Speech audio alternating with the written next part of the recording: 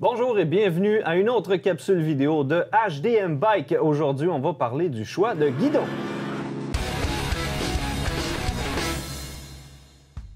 Bonjour, mon nom est Jason de Hockit.ca, votre communauté de sport sur deux roues, en compagnie de Julien Dostie de DM Bike. Comment ça va, Julien? Salut Jason, ça va très bien aujourd'hui. Excellent! J'aimerais tout d'abord remercier nos commanditaires Vélo Saint-Basile, Rhythm Bikes, Café Gothrider Gasoline et Hardtail Canada pour leur participation. Le sujet d'aujourd'hui, le guidon. Très important, le guidon. Il y a tellement de choses qu'on peut dire sur le sujet. Il y a du rise, il y a de la largeur, il y a le back sweep, le up sweep. Explique-moi tout ça, Julien. Donc, la première chose à savoir avant de choisir votre guidon, dans le fond, c'est de sélectionner la bonne largeur. OK. Donc, pour ce faire, on a un bon petit truc pour vous. Viens avec moi, Jason, je vais vous montrer ça. OK. Julien, qu'est-ce qu'on fait accroupi ici? En fait, donc, c'est pour vous donner un petit truc sur comment choisir la meilleure largeur de guidon pour vous, en fait. Donc, place-toi en position push-up. OK. Et donc, le truc, c'est de mesurer, une fois en position confortable push-up, c'est de mesurer la distance qu'il va y avoir entre vos mains. Donc, voyez-vous, ici, on aurait besoin d'un guidon de 760 mm pour répondre à tes besoins, Jason. C'est facile. Exactement. Excellent, merci. Là, maintenant qu'on a déterminé comment on choisit la largeur de notre guidon, Julien, explique-moi donc les autres aspects du guidon. Oui, donc l'autre aspect principal du guidon qu'on va appeler le rise. Donc le rise, en fait, c'est la courbe qu'on voit ici au niveau du guidon, donc la courbe que vous voyez là. Donc, dépendamment là, du modèle de guidon qu'on va acheter, on va avoir un rise qui va être différent, donc de 0, donc de flat qu'on appelle, donc sans rise, aller jusqu'à environ 40 mm là, au niveau des guidons de vélo de montagne. Puis ça serait quoi l'avantage d'avoir un rise plus élevé? Le rise plus élevé, en fait, va permettre une position un peu plus confortable pour certaines personnes. Plus un rise va être élevé, plus on va être en position un peu vers l'arrière, donc optimiser un peu plus pour la descente. Les guidons qui vont être plus flat, donc sans rise, vont être un peu plus optimisés pour la grimpe parce qu'on va ajouter un peu de poids vers l'avant. Donc, quand on va grimper, là, on va être en meilleure position. Le rise aussi, pour certains modèles guidons, va permettre d'améliorer un peu le confort. Donc, un guidon avec un rise là, plus élevé va améliorer un petit peu le flex du guidon, donc on va avoir un peu plus de confort à ce niveau-là. L'autre chose aussi qui est important de mentionner, c'est que si vous voulez avoir une position un peu plus relevée, vous êtes mieux d'avoir un guidon avec un rise plus élevé plutôt que d'augmenter les spacers en dessous de la potence pour relever la potence. Vous allez obtenir un meilleur résultat, une meilleure position avec un rise plus élevé plutôt que de relever votre potence. Ah oui, OK, intéressant. Puis quand on parle maintenant de up sweep, on parle de quoi exactement?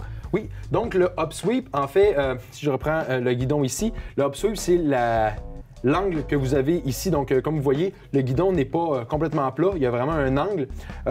À quoi ça sert, en fait? C'est pour la position naturelle de votre main. Okay. Donc, quand on est placé sur le guidon, notre poignet n'est pas, notre main n'est pas 100% droite. Donc, on va avoir vraiment un angle. Donc, ça va faire en sorte que, justement, quand on prend le guidon comme ça ici, on a un angle naturel dans la main. Donc, c'est vraiment pour reproduire cet angle naturel-là qu'on va avoir un up sweep qui va être un peu différent d'une compagnie à l'autre, mais le but, c'est vraiment de trouver le modèle qui nous rend le plus confortable. Donc, le up sweep est vraiment uniquement maximisé sur le confort. En prenant le guidon en main, vous allez savoir si vous trouvez que la position elle est agréable ou non. Là, on a parlé de up sweep, mais pour le confort, y a-t-il aussi le back sweep? Oui, le back sweep, en fait, qui va influencer assurément le confort aussi, comme je parlais de la position de la main tantôt, avec le up sweep. Avec le back sweep, c'est la même chose. Donc, notre poignet est jamais 100% droit. La chose qui est très importante à considérer, on a parlé de largeur de guidon tantôt. Okay? Donc, plus on augmente la largeur de notre guidon, si on veut garder la même position, il faut augmenter le back sweep. Okay. Sinon, on se ramasse plus à l'avant du vélo. Okay? Donc, on va jouer à ce niveau-là avec le back sweep du guidon par rapport à la position qu'on veut obtenir. Donc, selon la longueur de potence qu'on va utiliser aussi, on va venir jouer avec ça. Donc, si j'augmente la longueur de ma potence et j'élargis, donc pour le même positionnement, je vais avoir un up sweep qui va être plus important. Et à l'inverse, si je ramène la potence vers moi, je diminue le backsweep. Donc, c'est vraiment le upsweep et le backsweep est vraiment optimisé pour une question de confort sur le vélo, plus qu'une question de performance.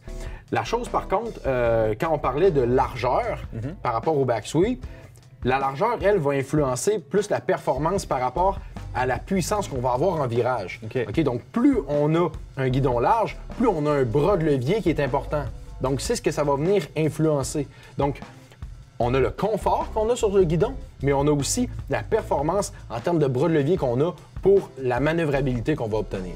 Excellent. Puis là, si on parle de matériaux, on a la fibre de carbone, on a l'aluminium. À part le poids, c'est quoi la différence entre les deux? En fait, le gros plus d'un guidon de carbone, généralement, ça va vraiment être au niveau de l'absorption des vibrations. Donc, généralement, les gens vont trouver qu'un guidon de carbone est plus confortable à rouler. Après, bon, ça reste une question de préférence. Il y a aussi au niveau des guidons d'aluminium, quand on arrive au Spank VibroCore, qui vont être optimisés aussi pour l'absorption des vibrations. Mais sinon, de façon globale, c'est majoritairement une question de confort. Ensuite, il y a l'aspect performance, donc le guidon de carbone qui va être plus stiff, plus rigide, donc qui va donner un meilleur rendement là, quand on va arriver dans les courbes. Donc, c'est vraiment à ce niveau-là qu'on va avoir un gain. Mais il ne faut pas s'arrêter uniquement au niveau du matériel, au niveau du guidon. La géométrie du guidon prédomine sur le matériel qui est utilisé. Donc, achetez pas un guidon de carbone qui est moins bien adapté à votre position ou par rapport aux géométries qu'on vient de vous expliquer. Vous êtes mieux d'avoir un bon guidon d'aluminium qui est adapté à vous, encore une fois, plutôt que d'un guidon de carbone qui, avec un matériel supposément supérieur, mais qui ne répondra pas à vos besoins. Excellent. Bien, écoute, je te remercie. Je pense qu'on a bien couvert le sujet. On espère que ça vous a aidé pour bien choisir votre guidon de vélo. Et puis, merci beaucoup, Julien. On se revoit bientôt pour une prochaine capsule de HDM Bike.